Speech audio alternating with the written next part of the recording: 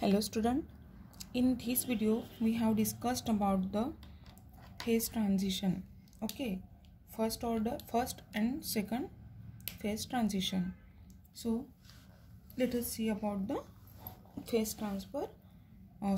transition. Okay, here the unphased classification of phase transition. यहाँ पे unphased scientist ने एक क्लासिफिकेशन दिया था, ठीक है। उसकी वजह से उसी साइंटिस्ट के नेम पे ये क्लासिफिकेशन रखा है, उसे हम अनफेस्ड क्लासिफिकेशन ऑफ फेज ट्रांजिशन कहेंगे। Okay, now let's see one by one. The Paul ether phase in 1880 to 1933 devised a scheme for the classifying several kinds of phase transition such as fusion and vaporization, and the less common ones like solid-solid, conducting, superconducting, and the fluid-superfluid transition. Okay, scientist ने 1880 में और उनका जो जन्म था वो 1880 और उनकी डेथ 1930 में हुई थी। उन्होंने एक डिवाइस बनाया था, a scheme for a classifying several kinds of the phase transition such as a fusion। मतलब उन्होंने क्या किया था, फेज ट्रांजिशन उसमें fusion, vaporisation, okay, and less common ones like solid, एक तो सॉलिड और conducting, super conducting, and the fluid super fluid transition उन्होंने क्या किया था, क्लासीफाई किया था। In all this transition the behaviour of the chemical potential mu is a thermodynamic property. तो उन्होंने क्या किया था, ये जब ट्रांजिशन किया था तो उन्होंने एक तो क्या किया था, तो बिहेवियर ऑफ केमिकल पोटेंशियल का बिहेवियर कैसे रहेगा। हमें पता है कि mu is a thermodynamic property है और वो एक इम्पोर्टेंट रोल प्ले करता है at the transition point for the transition from the one phase two phase alpha two another phase beta. मतलब ट्रांजिशन करना मतलब क्या होगा कि एक फेज से दूसरे फेज में वो ट्रांजिट होना, मतलब कन्वर्ट होना, या we can say the change होना। Okay, so we find that del mu beta upon del P at constant temperature minus del mu alpha upon D P at constant temperature is equal to V beta minus V alpha is equal to V delta V transition. Okay, ये chemical potential का ये transition यहाँ पे इन्होंने बताया है कि कैसे ट्रांजिशन हुआ है विथ कांस्टेंट टेम्परेचर। यदि टेम्परेचर हम कांस्टेंट रखते हैं तो वो ट्रांजिशन कैसे होता है ये बताया है। दूसरा इक्वेशन क्या है, देखो यहाँ पे दूसरे इक्वेशन में है delta mu B upon delta T. Okay, delta mu B upon delta T at constant pressure. इसके पहले के जो इक्वेशन था उसमें क्या था, कांस्टेंट टेम्परेचर था, यहाँ पे कांस्टेंट प्रेशर है।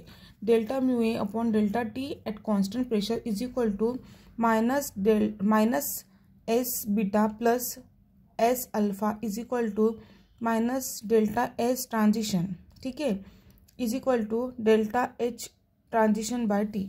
एच मीन्स एंथैल्पी, ठीक है, H means entropy.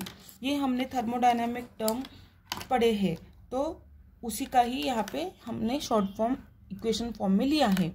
Since transition delta V transition and delta H transition, ठीक है, मतलब डेल्टा वी का डेल्टा एच में ट्रांजिशन कर रहे हैं, are non zero.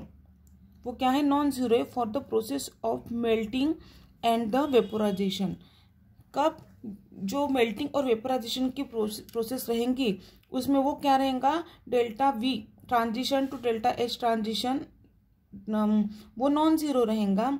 The slope of mu plotted versus either pressure or temperature, जो ये फॉर्म करेंगे स्लोप, तो वो प्रेशर और टेम्परेचर के वर्सेस फॉर्म कर सकते हैं, एक तो प्रेशर के वर्सेस में फॉर्म कर सकते हैं या टेम्परेचर के, are different on the either side of the transition, वो डिफरेंट रहेगा, ठीक है, either side of the transition.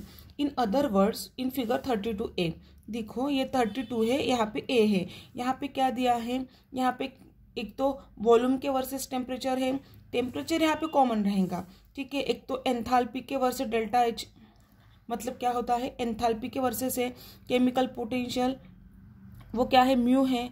Enthalpy means S है, एस के वर्सेस टेम्परेचर है, और यहाँ पे heat capacity means CP versus T.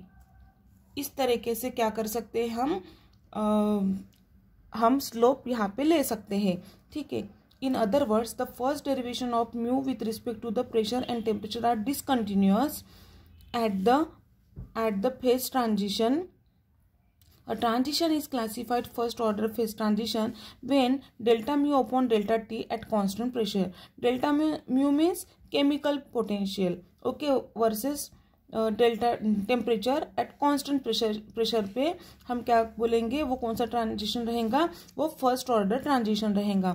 Is discontinuous at this transition for a substance Cp which is defined as delta H upon delta T at constant P।